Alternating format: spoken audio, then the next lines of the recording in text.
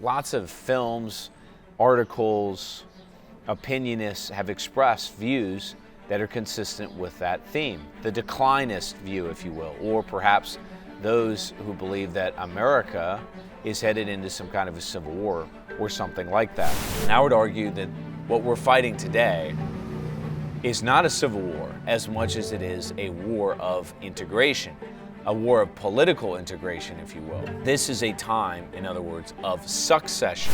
The United States, as structured politically, is about to completely change. Its legacy constitutional framework, bastardized or otherwise, is about to be jettisoned in favor of something new. Now, what does that new framework of government look like? Well, we'll have to see.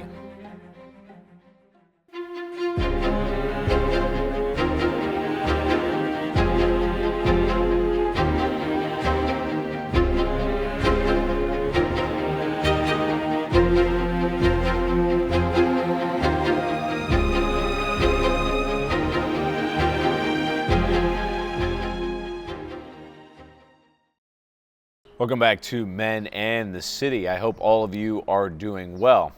In today's video, we are going to talk about succession, not secession. It goes without saying that there are some crazy things happening in the world, and especially in the United States. And I think we all collectively feel that something big is coming, or that the forces of instability are beginning to overwhelm the forces of stability. Whether that's the war in the Middle East, led by militant Zionism in Netanyahu's government in Israel, or it's the belligerent government of Zelensky in Ukraine trying to agitate for an expansion of the war in Eastern Europe, or it's the fragility of the U.S. economy, the financial system that appears to be extremely vulnerable to a financial crisis, whether that be in the housing market or commercial real estate, or perhaps in the pension funds. However you look at it, there is a collective sense of unease, and I think that that is justified. But that begs a question. What moment are we living today? Are we living sort of 4th century Rome, in which the United States is on the precipice of a major collapse, an irretrievable loss of sovereignty, or the degradation, the irreparable degradation of our national identity, the end of America, if you will? And lots of films, articles, opinionists have expressed views that are consistent with that theme. The declinist view, if you will, or perhaps those who believe that America is headed into some kind of a civil war or something like that. Well, you're American, okay? Okay. What kind of American are you? Today, what I want to do is try to frame exactly where I think we are in the timeline or the history of America's republic. Because I think while Americans mythologize our history, we don't really understand where we are, certainly not relative to our European forebears, who frankly have been around a lot longer and have a better sense of the political timeline than we do. And I'll come back to what I mean by that in just a second. I think there are 3 key moments that have come to define America as we think of it today. The first was the Revolutionary War. Now, the Revolutionary War itself, which many sort of believe began in 1776, was not, strictly speaking, a revolution, which is why people like Alexis de Tocqueville and others have basically said that America never really experienced a violent democratic revolution. Certainly nothing like what the French Revolution looked like in 1789 and the 1790s that followed. What we basically went through was a war of separation, a separation from our parent country, our forebears in the British Isles. But before that war happened, the foundation of civilization, the infrastructure, the rule of law, the cultural values, the religious principles, indeed the founding ethnos, that had all been successfully developed in the fledgling colonies the previous 100+ years, right? My ancestors, for example, came to this country in the 1620s. So you figure from 1620 until the 1770s, when the Revolutionary War breaks out, that is a developmental process of a century and a half in which we had created a functional society, one that was capable of separation and independence from the parent country. And that's indeed effectively what happened. This is why founding fathers, if you want to call them, or thinkers, or the founding ethnos that really gave expression to that separation from England, people like John Jay, said that we were as unified, homogenous, and shared in a common culture, a common mission, a common value set in ways that other nations at a similar sort of beginning of their history simply did not share. It was, in other words, a war of separation. It was not a revolution. We didn't have to construct something new. We had largely imported it from our parent country, the British Isles, and all we had to do at that stage was pilot that newly founded society forward. That was what happened in the 18th century. That was what the Revolutionary War was all about. And certainly there were antecedents that were revolutionary in nature that led to the break in the 1770s, one of which, and perhaps the most important of which, was the Great Awakening, which basically emphasized the flowering of Protestant religions across the country that wanted to formally separate and distance themselves from the Anglican Church. In other words, we didn't want an established church. This is one of the reasons, if not the main reason, why there was a separation of church and state and freedom of religion that we currently experience today. In any case, that separation then gave us the keys to the societal car that had already been built. All we had to do was drive it down the road, and so we did. The next key moment was the Civil War, and the Civil War was really a war that started because of secession. It started because of a clash between what Donald Livingston, a professor of history that's given some very compelling lectures on this subject, calls the conflict between Jeffersonian America and Lincolnian America. And the crux of the matter was that states, United States, as we think of them today, were sovereign entities that were as important, if not more important, than the central government. And remember that the Constitution never really resolved this crisis. It gave enough power to the president so that he could sort of declare the Insurrection Act and to regulate interstate commerce, things of that nature. But it did not enshrine into law a kind of supremacy over the states, the likes of which Lincolnian America established at the close of the Civil War. For the Jeffersonian, the states are sovereign political societies, and the Constitution is a compact between those societies, creating a central government to which the states delegated only a few enumerated powers, sort of like the EU. From this it follows that a state may lawfully nullify an intrusion by the central government into its reserved powers, and it may lawfully secede from the compact. Now, the Lincolnians flatly deny all of this. The states, they say, are not, and never were, sovereign political societies. The American people in the mass are sovereign as a nation. Lincoln said the states did not create the Union created the states. While the trigger was the issue of slavery, the broader contest was between a nation of nations, if you will, or a nation of sovereign states, sort of like cantons in Switzerland, that could operate independently and had supremacy over the central government. What was left in the aftermath of the Civil War was a consolidated state. So you might say that the second era was a war of federalization.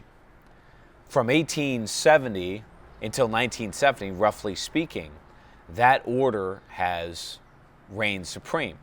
I date the beginning, this is just me, I date the beginning of cultural Marxism to 1969 with New York critic Susan Sontag's remark that, quote, "the white race is the cancer of human history," end quote.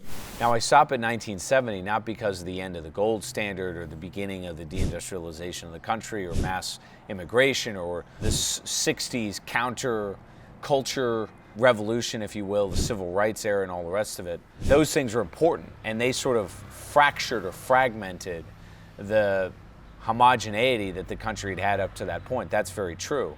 But they have brought us to the third pivotal moment in our history, and that is the era that we're living in today.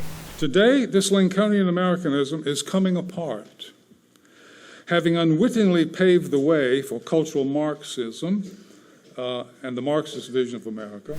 And I would argue that what we're fighting today is not a civil war as much as it is a war of integration, a war of political integration, if you will. This is a time, in other words, of succession. To be clear, what I mean by that is that the constitutional republic, or what's left of it, obviously it's been bastardized and diluted. Constitutional scholars have argued that that dilution began with the foreign adventurism in 1898 when we invaded the Philippines and fought the Spanish-American War. Others believe it was the income tax. Some believe it was the ascension of the New Deal, maybe the Great Society, maybe the military-industrial complex. All of these were key moments, to be sure, that changed the structure of government in ways that the Constitution simply didn't address.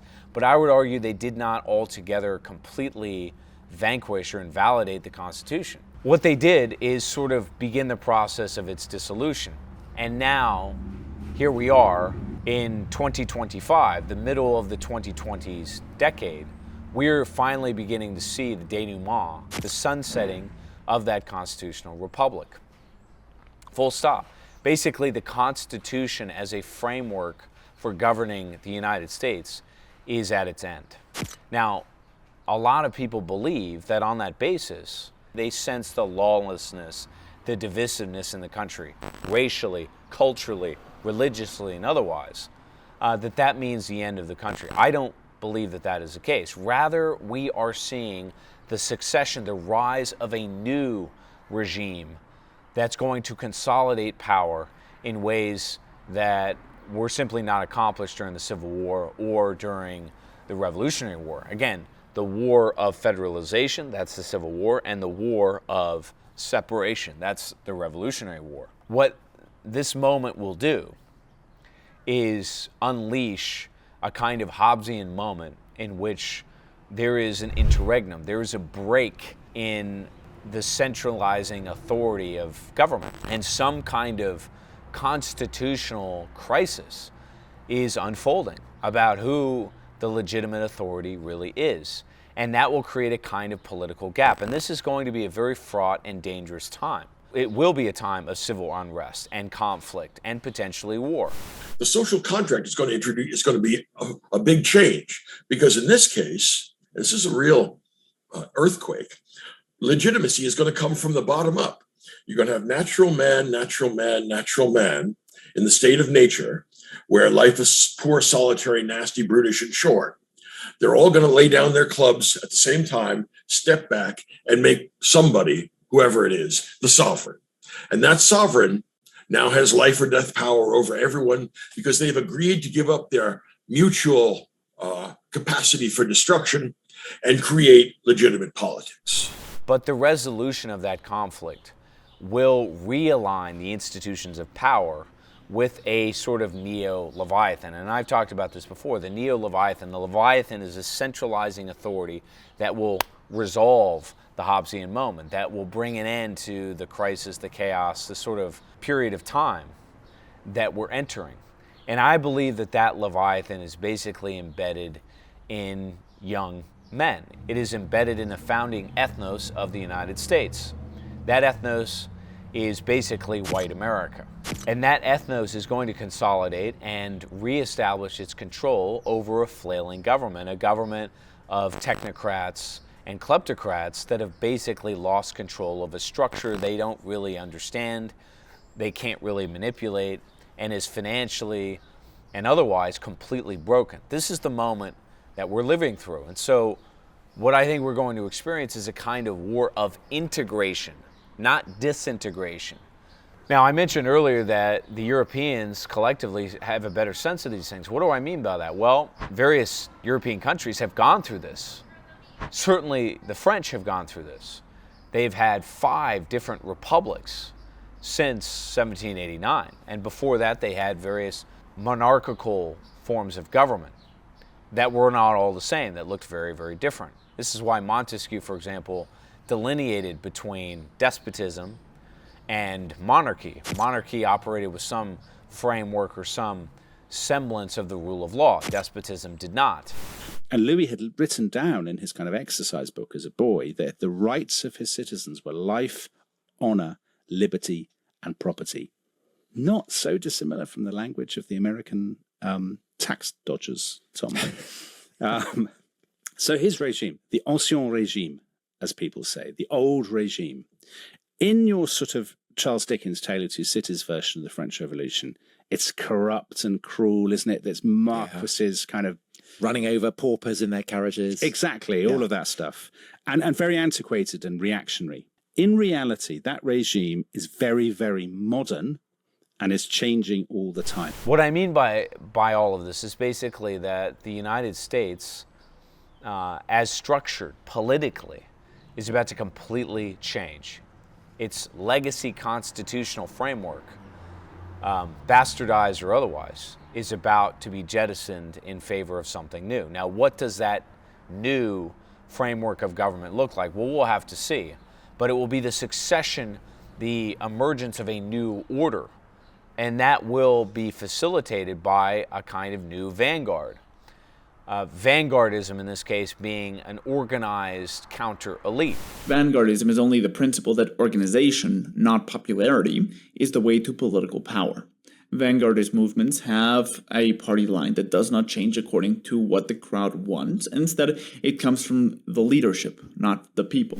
Not a populist movement, not the masses sort of organically overthrowing the government. I don't think anything like that is going to happen. I think the government itself is going to sort of self-destruct.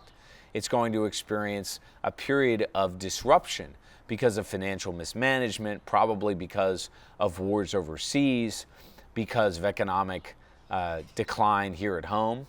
And a new order will emerge to reindustrialize the country, to reorganize it economically, to define who we are as a nation, to reaffirm our national identity. Again, the Germans went through this in the 19th century. They fought what's called the Wars of German Unification. And that meant the emergence of a new state with new responsibilities relative to a new sort of ethnos that was defined as German.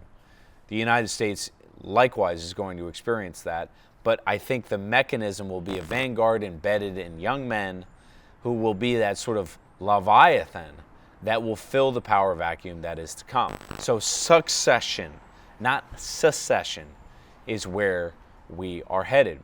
I'm going to make some follow-up videos addressing this in some more detail, but just bear in mind that nature abhors a vacuum, and certainly the emergence of a new centralizing authority is where we're headed. Now, nothing is fait accompli. We don't exactly know who's going to fill that power vacuum, which presents a very precarious and dangerous moment in our history. We could see a neo-Leninist, for example, movement. I don't think it's going to go that way in this country, in part because I think the left is completely hollowed out, if you will. They control the institutions of power, the media, the financial system, so forth and so on. There's no question about that. But those institutions are rotten to the core and are sort of going to implode rather than explode. So the new regime will come from the right, not from the left. And even that term is probably improper to the age we're living in. Basically, what we're seeing is the collapse of the left-right paradigm in favor of nationalism versus globalism. Globalism being the seizure, the capture of the state by the hands of a very small elite that is trying to create supranational, extra-constitutional power. But they have squandered that power. And so what's coming is their overthrow and a subsequent period of interregnum, a Hobbesian moment that, as I said, will be addressed by the political integration of the country. So we are headed for a moment of succession, not secession. Stay tuned for more, and we'll talk soon.